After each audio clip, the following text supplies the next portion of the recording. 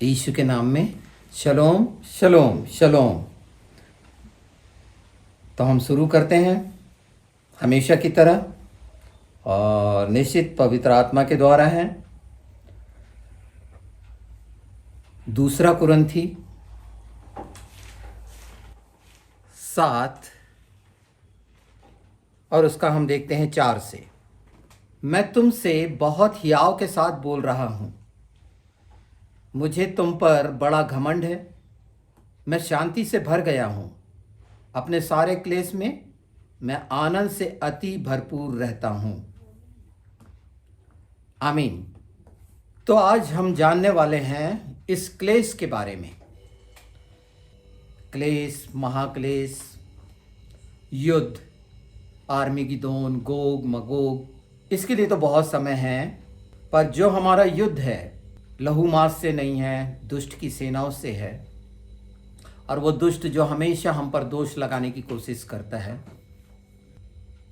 तो अगर हम युद्ध में हैं तो निश्चित जो क्लेश है, जिसमें आवश्यकता होती है शांति और आनंद की छुटकारे के लिए, क्लेश से छुटकारे के लिए, तो वो युद्ध जो हमें लड़ना है और हमारी आशा निश्चित है, भरोसेमंद है, क्योंकि वो हमारी दृढ़ चट्टान है। मैंने जैसे ही युद्ध की बात करी तो हम आखिरी युद्ध की तरफ हमारा ध्यान जाता है, उन चिन्हों की तरफ जाता है।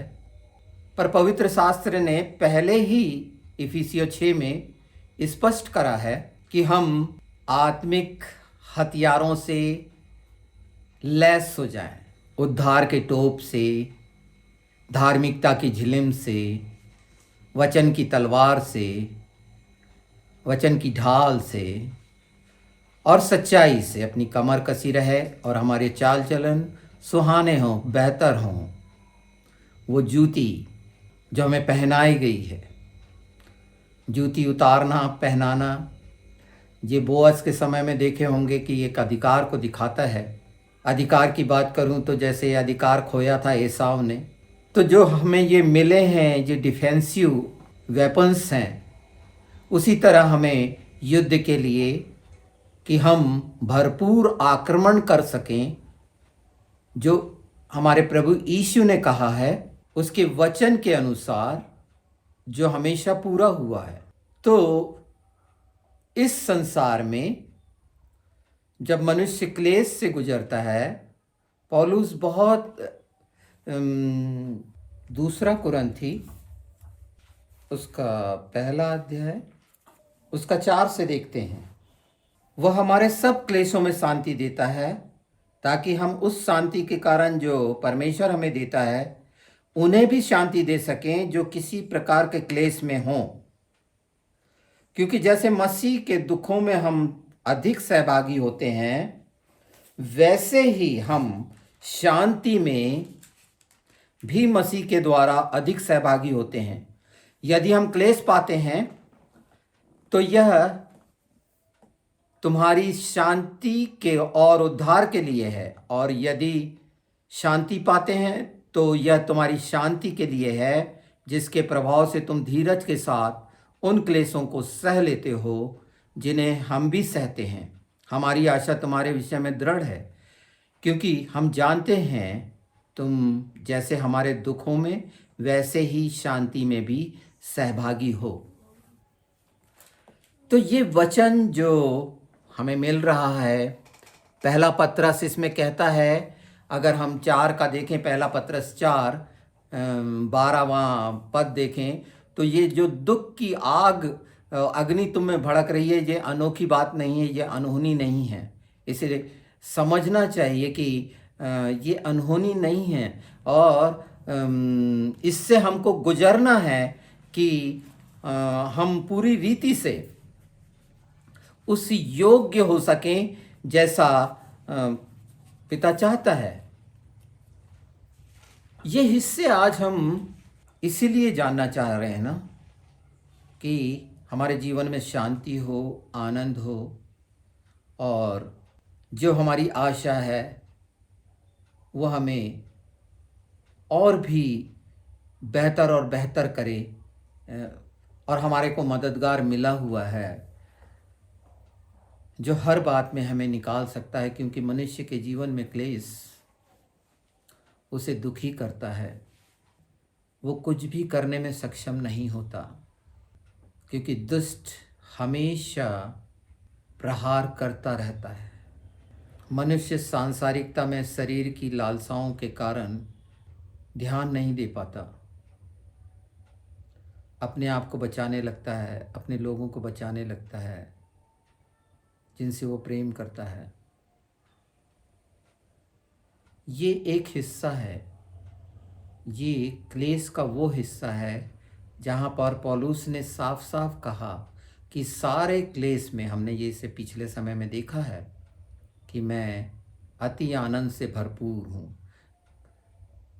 सारे क्लेश में जो संसार के द्वारा आने हैं, पर अगर हमारी आत्मा में ये वचनों का प्रकाश जो प्रभु यीशु की प्रतिज्ञा के द्वारा हम पाते हैं, तो हमारी पोशाकें जो एक मनुष्य की होती है पहचान, एक योद्धा की हो, जैसे इफिसस में 6 में कहा गया है कि जब हम उस तैयारी में रहेंगे, हमारी पहचान एक योद्धा की होगी, तो हारा हुआ दुष्ट आक्रमण नहीं कर सकता और वो क्लेश हमारे लिए मजाक हो जाएगा, दुष्ट का मजाक उड़ाने के लिए हो जाएगा। जो प्रभु यीशु ने खुल्लम खुल्ला मजाक उड़ाया, हम पीछे का देखते हैं। आशा के विषय में बहुत, रोमियो अगर हम देखें उसका 15 उसका 13 से देखते हैं, परंतु जो आशा का दाता है तुम्हें विश्वास करने में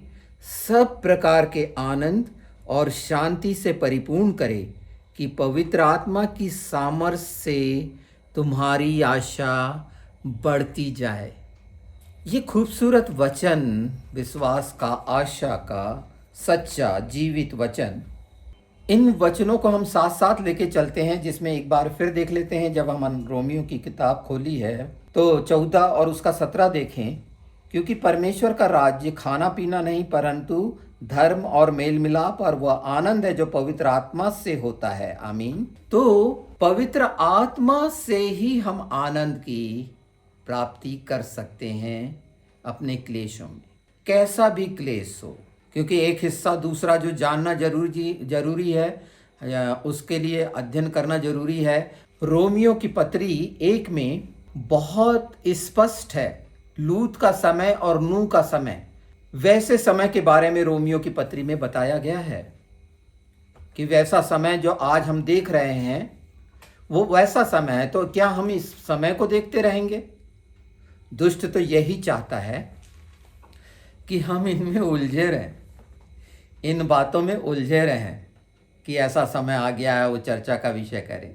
ये समय तो पहले से निश्चित है कि वो समय लूत का होगा, नूह का होगा, पर हमारा ध्यान पूरे उस रोमियो 1 में कि कैसे लोगों ने आचरण और चरित्र बदल दिया और धीरे धीरे उन सारी बातों में, तो वो जिस समय बदला गया था उसका नतीजा मिला पिता परमेश्वर के समय में। आज हमारे प्रभु यीशु के समय के लोगों में ये परिवर्तन है जिसका इनका हाल होना है सदोम और अमोरा जैसे। पर पवित्र आत्मा का जो हमने पढ़ा वो हमारा सहायक है, वो हमें धीरज और आशा का हमारा केंद्र है यीशु के नाम में। ये ऊपरी ऊपरी बात करके, ये जो ऊपर ऊपर बात कर रहे हैं, ज्ञान की, अंदाजे लगा रहे हैं आर्मिगेदोन की, युद्ध की, गोग मगोग के युद्ध की, उसमें बहुत सारा विवरण दे रहे हैं। ज़्यादा भला होता कि अगर ये यिर्मयाह 6 देखते। यिर्मयाह 6 में एक बात यिर्मयाह नबी के द्वारा बड़ी स्पष्ट कही गई है। अगर हम उसका 14वां पद देखें कि कैसे कैसे ये जो अगवे बने हैं क्या क्या कर रहे हैं। 14वां, वे शांति है शांति ऐसा कह कर मेरी प्रजा के घाव को ऊपर ही ऊपर चंगा करते हैं, परंतु शांति कुछ भी नहीं। क्या वे अपने घृणित कामों के कारण लज्जित हुए? नहीं, वे कुछ भी लज्जित नहीं हुए, वे लज्जित होना जानते ही नहीं। इस कारण जब और लोग नीचे गिरे तब वे भी गिरेंगे, और जब मैं उनको दंड देने लगूंगा तब वे ठोकर खाकर गिरेंगे। यहोवा का यही वचन है। ये बहुत साफ हो गया कि जब ऐसी आवश्यकता थी, आज जब आवश्यकता है परमेश्वर के वचन की, आत्मिक जीवन में आत्मा की उन्नति की, तो सांसारिक तरीके से बुद्धि के विकास के लिए जो नाना प्रकार की रिसर्च और ज्ञान और डिबेट करी जा रही हैं, मनुष्य को उस तरफ निकाला जा रहा है कि कब आर्मीगेदोन होगा, कहाँ पर होगा, क्या क्या होगा।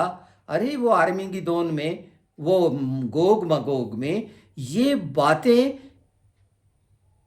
आत्मिक लोगों के लिए, स्वर्गीय लोगों के लिए, जिन्होंने यीशु का लहू को ले लिया है। निश्चित वो युद्ध जो यीशु लड़ना है, पिता का युद्ध है, उसमें शामिल होंगे। वो हमारा युद्ध नहीं, उसका युद्ध है। पर जहां हमारे बाप का युद्ध है तो निश्चित हमारा युद्ध है। और जो वचन हमें सिखाता है कि उसके नाम से हमें क्या मांगना है, तो कितनी तरह की चंगाइयों की बात है कि शारीरिक ये सिर्फ या गिराने की बात है, ये आत्मा का है या शरीर का है। अगर एजकेल हम निकालें, इसी बात को देखें, एजकेल 34:2 से देख लेते हैं। हे मनुष्य की संतान, इज़राइल चरवाहों के विरुद्ध भविष्यवाणी करके उन चरवाहों से कह, परमेश्वर यूं कहता है, हाय इज़राइल के चरवाहों, हाय इज़राइल के चरवाहों पर जो अपने अपने पेट भरते हैं, क्या चरवाहों को भेड़ बकरियों का पेट ना भरना चाहिए? तुम लोग चर्बी खाते, ऊन पहनते और मोटे मोटे पशुओं को काटते हो, परंतु भेड़ बकरियों को तुम नहीं चराते। तुमने बीमारों को बलवान नहीं किया, न रोगियों को चंगा किया, न घायलों के घावों को बांधा, न निकाली हुई को लौटा लाए, न खोई हुई को खोजा, परंतु तुमने बल और जबरदस्ती में से अधिकार चलाया। ये पहले ही इन चीज़ों की भविष्यवाणी हो चुकी है कि आज के, जबकि इन्हें जो मसीही जगत में अगुओं को, चरवाहों को जो हैं, वो उनको ये मौका है, और वो क्या कर रहे हैं? मजदूर बने हुए हैं। क्या वो उन लोगों ने क्या किया है? इस पद को बहुत ध्यान से देखें तो निश्चित ये पूरा पूरा दिखा रहा है साफ साफ कि क्या हो रहा है, आत्मिक जगत में क्या हो रहा है, क्यों ये क्लेश में पड़े हुए हैं। क्योंकि ये युद्ध में नहीं है, वचन के साथ नहीं है, उपस्थिति में नहीं है, सिर्फ शरीर की बातें, संसार में क्या क्या हो रहा है इस पर दृष्टि रखना। रोमन्स 15:13 कितना स्पष्ट हमें बताया है। और आनंद के लिए मीका 7:8 में कितना साफ बोला गया है, बैरिन बोला गया है। क्लेश जैसी चीज़ों को अगर हम निकालते हैं, मीका 7 और उसका 8वां, हे मेरी बैरिन, मुझ पर आनंद मत कर, क्योंकि ज्यों ही मैं गिरूंगा त्यों ही उठूंगा, और ज्यों ही मैं अंधकार में पड़ूंगा त्यों ही यहोवा मेरे लिए ज्योति का काम देगा। मैंने यहोवा के विरुद्ध पाप किया है, इस कारण मैं उस समय तक उसके क्रोध को सहता रहूंगा जब तक कि वह मेरा मुकदमा लड़कर मेरा न्याय न चुकाएगा। उस समय वह मुझे उजाले में निकाल ले आएगा और मैं उसका धर्म देखूंगा। आमीन। ये सब बातें पूरी रीति से निश्चित है, परमेश्वर धर्मी और न्यायी है। हमारे जीवन में क्लेश हमारी कमियों के कारण आते हैं। हमारी वो कमियां जो शरीर से है, सांसारिकता से है। और जब ये कहा गया है नीति वचन 6:23 में साफ कहा गया है कि शिक्षा क्या है, आज्ञा क्या है। आज्ञा दीपक है और शिक्षा ज्योति है, और सिखाने वाले जीवन का मार्ग है। जब तक जो प्रभु यीशु ने हमारे लिए आज्ञा है, जो वचन है, जो विश्वास है, उसने हमें चाहा, जैसे हम बोलते हैं, तेरा वचन मेरे पाँव के लिए दीपक और मार्ग के लिए उजाला है। तो उसकी आज्ञाएं दीपक है, अगर हमारे जीवन में है तो दीपक हैं। जो उजाले की बात हो रही है कि हम उजाले में होंगे, क्यों हम उस क्लेश में पड़े हैं, इसको बार बार यिर्मयाह 6 देखिए, 34 देखिए, इसमें बहुत स्पष्ट है उन लोगों के लिए जो शिक्षा देते हैं। उनके लिए आज्ञा है कि उनको क्या करना चाहिए। ये ऊपर ऊपर चंगा करने का, हमेशा शरीर के तरफ लोगों को गुमराह करके चमत्कार के क्षेत्र में ले जाकर पवित्र आत्मा से वंचित करने का जो ये काम कर रहे हैं, ठोकर खिला रहे हैं भेड़ों को, और उनके जीवन में क्लेश है, परिवार में क्लेश है, प्रार्थनाओं का जीवन नहीं है, उपस्थिति में मांगना सिखाया नहीं गया। ये पूरे वचन जो आनंद की लालसा रखते हैं और नहीं मिलता, शांति चाहते हैं जो यीशु ने अपने अंतिम समय में अपना सारे प्रकार की, सब प्रकार की ब्लेसिंग हमको दी कि हम इसको अच्छे से जानें, अपने जीवन में रखें। जो हमारे साथ है, मददगार है, हम उसमें लग जाएंगे पता करने कितने साल बाकी हैं, महाक्लेश कब से चालू होना है, 7 साल का, इतने 1000 साल हो गए, 40 जुबली की 3 ये 6000 साल पूरे हो रहे हैं। अगर जुबली कैसे काउंट करते हैं पूछा जाए तो नहीं बता पाएंगे। 50 सिमिथा क्या होती है नहीं बता पाएंगे। सबात मनाते नहीं हैं, जानते नहीं हैं। 40 साल का जो लिखा हुआ है प्रेरित 13 में, क्या मतलब है। 430 साल का जो गैप है उसका क्या मतलब है। मलाकी से लेके यूहन्ना बपतिस्मा देने वाला जो नबी था, भविष्यवक्ता के बीच का कोई नहीं आया, उसका क्या मतलब है। 430 साल का मिस्र में गुलामी में रहने का क्या मतलब है। ये 3.5 साल का क्या मतलब है। 33.5 साल इस पृथ्वी पर प्रभु का रहने का क्या मतलब है। इनके सब के मतलब हैं, वो निश्चित परमेश्वर के अंक निश्चित हैं। इसमें आगे हम जानेंगे कि कैसे ये वर्षों का है, जो 7 दिन 7000 साल, तो से 3.5 हजार साल के 2, ये सब, और यीशु का प्रभु का उसके पहले का समय जो आदम से लेकर था और उसके बाद का आज पवित्र आत्मा का, इन गैपों को हम जान रहे हैं, समझ रहे हैं। ये तीनों चीज़ों को जानना भली बात है कि वो समय पर करीब है, और करीब है तो हमारी आत्माओं की तैयारी होना चाहिए। यह संसार की सुख सुविधाओं का, अभिलाषाओं की लालसा।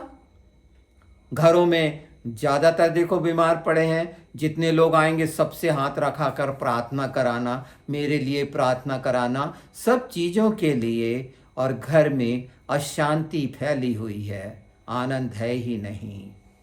रोगी हैं, शारीरिक रोगी, आत्मिक रोगी, और जैसे बिन चरवाहे की भेड़ें हैं, भूखी और प्यासी। वचन की सच्चाई बहकाया गया है, भरमाया गया है। यह अंतिम समय में जैसे भरमाने वाले ने जो भरमा के शारीरिक और मानसिक तरह से गुलाम बनाया है। बहुत ध्यान से इन सारे जो वचन हैं इनको बार बार पढ़िए, खासकर यिर्मयाह 6 जो मैंने नोट कराया है। कैसा कर रहे हैं, तो ये कर रहे हैं, ठीक है, ये सब बात हो गई। ये दोष लगाने की नहीं, जो इनका न्याय होना है कि इन्होंने कैसे काम किए हैं, ये ठोकर खिलाने वाले, कि वो आत्मा का स्वर्गीय राज में प्रवेश सचमुच में है, सचमुच में। और पवित्र आत्मा का धन्यवाद करिए कि ऐसे समय ये सारी चीज़ें इनकी खुलेंगी, पूरी रीति से खुलेंगी। आनंद के लिए रोमियो 12 आराम से देखिए। 2 कोरिन्थी जो मैंने बताया था 7:4, तो उसमें कितना खूबसूरत है। ये तैयारी है किस बात पर, हमको किस बात पर केंद्रित होना है। हम केंद्रित किस बात पे हो रहे हैं, यहाँ मैं केंद्रित करने की बात कर रहा हूँ कि हम फोकस हों इन बातों में। पहला तो हम युद्ध में हैं, क्योंकि सब हमारा बपतिस्मा हुआ है, हम नए हो गए अगर हम बोलते हैं, और सब चीज़ें हमें मिल चुकी हैं, अधिकार मिल चुके हैं। अगर हम सचमुच में वारिस हैं, और अगर अभी भी दूध पी रहे हैं, तो अपने आप को चेक कर लें। पिछले एपिसोड में अब आगा के बारे में बोला गया है। यहाँ क्लेश से त्रस्त जो मनुष्य है, इतना प्रेम करने के बाद भी, प्रभु से इतना प्रेम करने के बाद भी, सारा कुछ रहने के बाद भी, जैसे मृग का कस्तूरी का सुगंध का पता नहीं रहता कि वो उसी के पास है, ये सब हमको मिल चुका है, ये हमारे साथ है, वो पवित्र वचन हमारे साथ है। कैसा कर रहे हैं आप लोग? अपने अपने घरों में इस बात को करें। किसी पर निर्भर होने की कोई आवश्यकता नहीं है। यीशु का नाम जो युगोद शिन वाव आइन और हे है, वो नाम ठहराया गया है। उससे ज़्यादा महान इस पृथ्वी का कीड़ा जो मिट्टी से बना हुआ है हो सकता है सामर्थी? कोई भी नहीं। मैं कहता हूँ इस पृथ्वी पर कोई भी नहीं। ये सब भरमाने वाले ने इनको बहका दिया है। तो इसका मतलब क्या है कि हम सबको इनके लिए प्रार्थना करना चाहिए, एक दूसरे के लिए प्रार्थना करना चाहिए, क्योंकि दुष्ट ने तो ये चाहा ही है, लोग अपने अभाव में, क्लेश में परेशान होकर। तो इससे जो छुटकारे का है, आत्मा में जब हम अति भरपूर होंगे, वो भी यीशु के नाम में पवित्र आत्मा की मदद से होंगे। उसकी शांति जब हमारे जीवन में आएगी, शरीर की लालसा कामनाओं से दूर, इस कथा कहानियों से दूर जो 50 तरह के ज्ञान की, संसार की और किसी भी रीति से जो सच हैं पर आकलन करने में सक्षम नहीं है। मैंने बताया ना, वो सब अगर वर्षों का, एक समय मैंने बोला था कि अगर वो एक पहर को जोड़ेंगे जो 3 घंटे का होता है, तो एक दिन से कैसे उसका बराबरी करेंगे। तो परमेश्वर ने जो बोला है वो अपनी जगह सच है। वो जब प्रकट करना चाहेगा, हम पर प्रकट करेगा।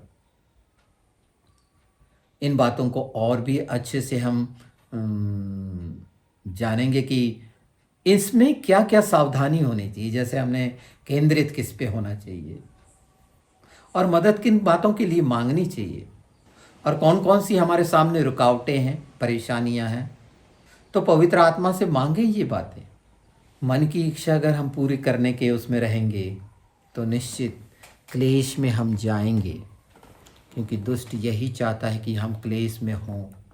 हमें सुसमाचार मिला ना, और ये सुसमाचार है ना, वो तेजों में सुसमाचार जो दूसरा कुरिन्थी, आज हम दूसरे कुरिन्थी पर हैं, दूसरा कुरिन्थी 3:8 निकाल लें। तो आत्मा की वाचा और भी तेजों में क्यों ना होगी, क्योंकि जब दोषी ठहराने वाली वाचा तेजों में थी, तो धर्मी ठहराने वाली वाचा और भी तेजों में क्यों ना होगी। और जो तेजों में था वह भी उस तेज के कारण जो उससे बढ़कर तेजों में था, कुछ तेजों में न ठहरा, क्योंकि जब वह जो घटता जाता था तेजों में था, तो वह भी स्थिर रहेगा और भी तेजों में क्यों ना होगा। ये जब कहा जा रहा है, इसके पहले थोड़ा सा देखें तो क्या है वचन, क्योंकि शब्द मारता है पर आत्मा जिलाता है। दूसरा कुरिन्थी 3:6 का, आत्मा हमें जिलाने के लिए तैयार क्लेश में मरे हुए क्यों पड़े हैं। हमारे पास सब है जो हमारी आवश्यकताओं के लिए है, तो उनमें अगर हम सावधानी रखेंगे और हम अनंत जीवन के लिए केंद्रित होंगे, तैयारी अनंत जीवन के लिए केंद्रित और सावधानी कि हम शरीर की इच्छाओं के दास ना हो, तो मदद मांगे ना पवित्र आत्मा से कि हमको किस बात में मदद मांगना है यीशु के नाम में। तो ये सब बातें एक योद्धा के लिए आवश्यक है। जब तक वो उसको अपना युद्ध का मैदान नहीं मालूम होगा, वो युद्ध करेगा कैसे। आज जब मालूम है कि ये चारों तरफ से दुष्ट के द्वारा नाना प्रकार की कमजोरियां और ये सब बातें डाली जा रही हैं, और व्यभिचार अपने सबसे ऊपर स्तर पर है, इज़ाबेल के काम अपनी सबसे ऊपर है, दुष्ट आत्माओं के काम निश्चित हैं, और जबकि हम विजयी हैं यीशु में। मसीही जीवन नाना प्रकार का झूठ चाहे कितना ही फैल रहा हो, आज प्रकाश में आ रहा है कि वचन के विरुद्ध में जितनी आवाज़ें उठ रही थीं, गलत साबित करने के लिए। आज हर बात प्रमाणित और सच हो रही है, बल्कि वो ही गलत साबित हो रहे हैं जिन पर जो इल्जाम लगाते थे, दोष लगाते थे। और सब चीजें साफ हो जाएंगी। पर ज्यादा अच्छा एक सरल जीवन, लालसा के दास ना बने। क्लेश का कारण है ये, पाप का कारण है ये। और जब ये रहता है तो सिर्फ हमारी आनंद और शांति की इच्छा होती, जो उसने पहले ही हमको दे गया है।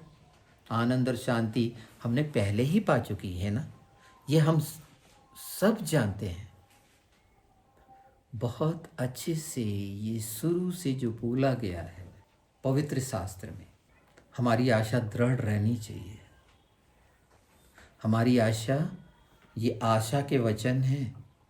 क्या करना है इसमें पूरा बता दिया गया है कि हमें करना क्या है और कैसे करना है। हमें उन बातों से अलग निकल आना है, संसार के ज्ञान से निकल आना है जो बहुत सा पता नहीं यूट्यूब में डाल रखा है। व्यापार व्यापार व्यापार, विरोध विरोध, दुष्ट करवा रहा है। नाना प्रकार की चीज़ें और भयानक चीज़ें आज सामने आने वाली हैं। बहुत ज़्यादा, जो मनुष्य सोचा भी नहीं है उससे कहीं ज़्यादा आने वाली हैं। वो होना है, वो पवित्र शास्त्र में है। फिर बाद में ये जो है बहुत छानबीन करके उसी बात को दोहरा के सालों बर्बाद करेंगे, बड़ी बड़ी किताबें लिख देंगे कि उनको पढ़ो। ज़्यादा अच्छा है ये उनने जो जवाबदेह हैं, जवाबदारी ली है, उनको एक बार अच्छे से ध्यान करके करना चाहिए। ये चरवाहों के लिए, अगर वो चरवाहे हैं, अगर वो अपने आप को चरवाहे मानते हैं तो उनको क्या करना है। मैं सोचता हूँ कि उनके कान खुलेंगे और निश्चित यीशु के नाम में वो वचन पूरे होंगे, क्योंकि परमेश्वर न्याय करने वाला है, वो धर्मी है। वो निश्चित अंतिम समय के लिए तैयार करेगा। जो दूसरे मार्गों में हैं तो उससे पहले ज़्यादा अच्छा है कि पश्चाताप करके प्रभु के नज़दीक आएं और बहुतों के लिए ठोकर का कारण ना बने। लोगों को लुभावने वाली बातें, उनकी कान की खुजली मिटाने के लिए उससे दूर हों। आत्मिक जीवन की उन्नति के लिए प्रभु के चरणों में रहें, ना कि मनोरंजन। जैसे जब मूसा ऊपर गया था तो बछड़ा बना लिए थे, तो अपने बछड़े जो बने हुए हैं उनको अलग करिए, अपने रीति रिवाजों को अलग करिए, क्लेश दूर होंगे। और जब हम पवित्र आत्मा के साथ होंगे उस युद्ध में, तो आनंद के महोत्सव में होंगे, ना कि क्लेश में होंगे। ये क्लेश एक वो भ्रम है जो मानसिकता का है, जो शरीर का है, पर आत्मा के आनंद के सामने कुछ भी नहीं है ये क्लेश। तो तैयार हो एक योद्धा जैसे। अपने आप को कैसे सजाते हो? कहीं बाहर जाना है फंक्शन में तो हर रीति से हर अंग को सजाने की कोशिश करते हो कि खूबसूरत लगे। वचन के हथियार मिले हैं। एक योद्धा सबसे खूबसूरत होता है, और सब जो हम उसके पुत्र पुत्रियां हैं, वारिस हैं, निश्चित हम योद्धा हैं। हम योद्धा हैं, ये हम घोषणा करना चाहिए, इसे घोषणा करना चाहिए, हमारे ओंठों से निकलना चाहिए। और जो घोषणा करते हैं वैसी चाल चलन होने चाहिए। प्रभु सबको आशीष दे। ये वचन जो अनुग्रह के द्वारा हैं और उस उपस्थिति और अभिषेक में परमेश्वर ने ठहराए हैं, वो सब प्रेम करने वालों पर पूरे होंगे, निश्चित पूरे होंगे।